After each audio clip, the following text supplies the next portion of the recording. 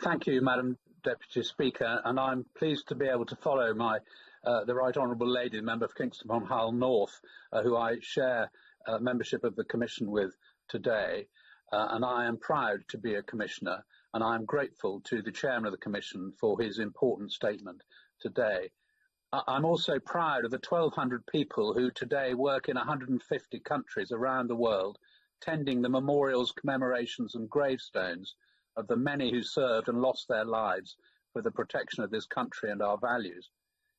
Over 100 years ago, the War Graves Commission was established with a specific remit to commemorate the First World War dead of the then British Empire, and to do so defined by the principle of equality of treatment in death, whatever their rank, religion or race.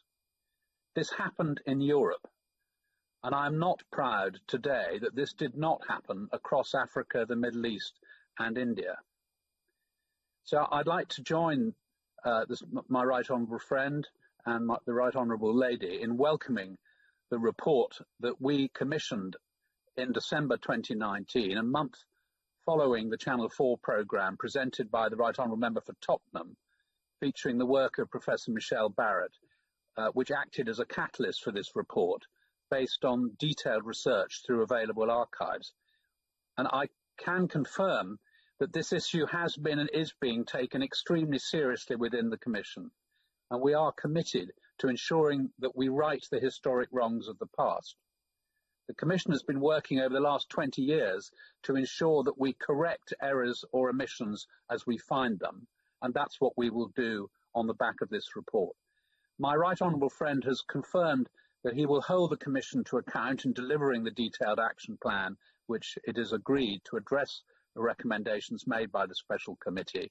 But will he agree with me that while we cannot right the wrongs of 100 years ago, the Commission can and should recognise that mistakes were made, apologise for them as he has just done, and commit to do what we can, where we can, now, to renew our commitment to equality and commemoration with all communities of the former British Empire touched by both world wars, where this report reveals that that did not take place.